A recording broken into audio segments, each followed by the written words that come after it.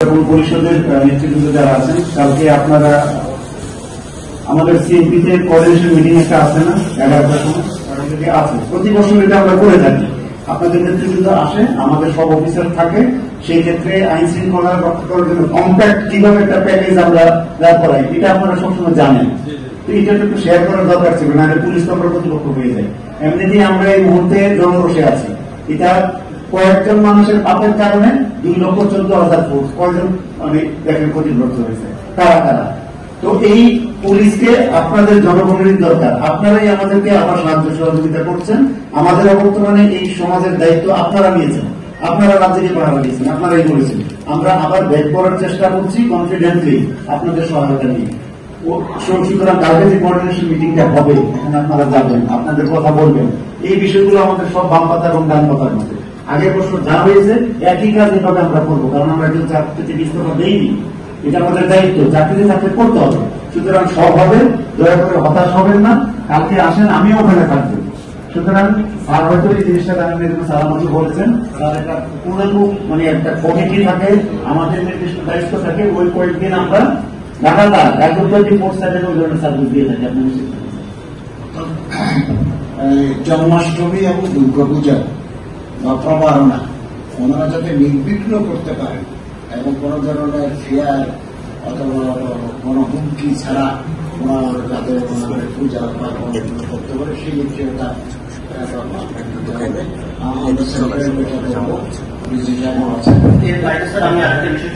আমাদের এখানে মহানগরের বাইরে আমাদের 15টি উপজেলা রয়েছে। আমি আজকে রাত্রে আমাদের সকল ইউনো মহোদয়কে নির্দেশনা দিব যে তারা আপনাদেরকে সাথে নিয়ে আমাদের ওসি সাহেব সহ একটা সেনাবাহিনীও মাঠে আছে, আপনারা সকলে জানেন। সেনাবাহিনীর উপজেলার দায়িত্বপ্রাপ্ত যারা কর্মকর্তা রয়েছে তারা এবং বিভিন্ন ধর্মের আপনারা যারা রয়েছেন, আপনাদের নেতৃস্থানীয় যারা রয়েছেন, ইমিডিয়েটলি তারা একটা মিটিং করবেন, সকলকে সাথে নিয়ে সিকিউরলি পরিপূর্ণ নিরাপত্তার সাথে যেন আপনারা আপনাদের ধর্মীয় আচার অনুষ্ঠান পালন করতে পারেন, সেটির ব্যবস্থা ইনশাআল্লাহ আমরা করব। ঠিক আছে। আর এই দুজন আপনারা যে বললেন, এগুলো তো আমাদের নলেজে নাই, লিখিত ভাবে যদি আমাদের দেন তাহলে আমি তদন্ত করে দেখবো।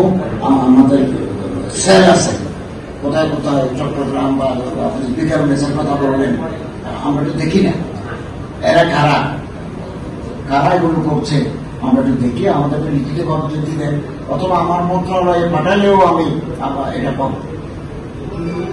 সামাজিক যোগাযোগ মাধ্যমে অলরেডি ব্যাপকভাবে প্রচারিত হচ্ছে, যত বেশি ব্যাপক প্রচারিত হচ্ছে মানুষের মধ্যে তত বেশি আতঙ্ক ছড়াচ্ছে। আমি যখন আপনার এখানে বক্তব্য রাখছি না, এই মোবাইলে চট্টগ্রাম কলেজে যতগুলি হিন্দু টিচার আছে সবাইকে বলা হয়েছে আগামী 24 ঘন্টার মধ্যে তাদেরকে পদত্যাগ করতে হবে। এখন যদি অ্যাকশনটা নেন তাহলে এই সুযোগটা পাবে। আর একটি বিষয় আছে, চট্টগ্রাম সরকারি city college professor doctor Sudipa Dutta, উনি ওখানে প্রিন্সিপাল, ওনাকে কিছুদিন আগে গিয়ে বলা হয়েছে পদত্যাগ করার জন্য।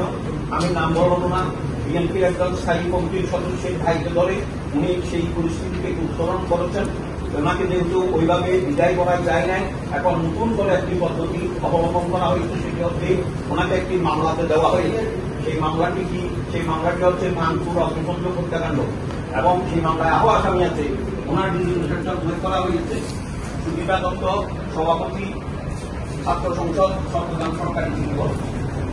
এইভাবে তার মানে ওনাকে যদি মামলায় দিয়ে কোনোভাবে ওখান থেকে পুলিশের ধরে নিয়ে যায় তাহলে চাকরি থেকে চলে গেল। অথচ এই মহিলা আজকে প্রায় 30 বছর ধরে কর্মচারী করতেছেন, বাংলাদেশের বিভিন্ন জায়গায় করছেন, এবং ওনার হাজব্যান্ড নাই, ওনার হাজব্যান্ড মারা গেছেন, একটি প্রতিপত্তি ভেঙে আছে। এই মহিলাটি গ্রেফতার হয়, তার এই প্রতিবন্ধী হয়ে যাবে।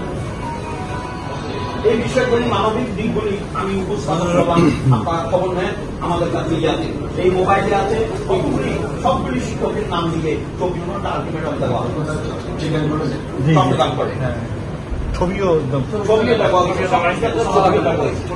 ওই পরিবারগুলি কি ঘুমাতে পারবে আজকে রাত্রে? এটা আমার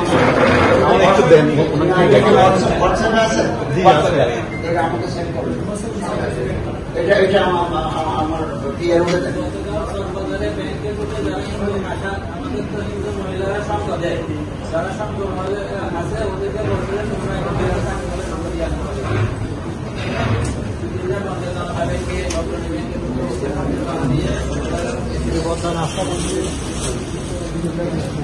ছবিটা আমার হোয়াটসঅ্যাপে দেখি।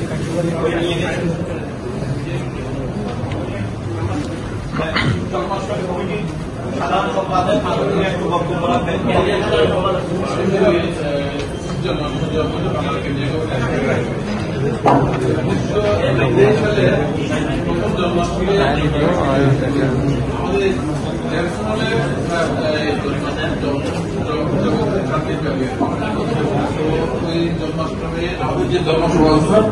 আফগানিস্তানের ওই ধর্মসভায় প্রধানমন্ত্রী হিসেবে আমরা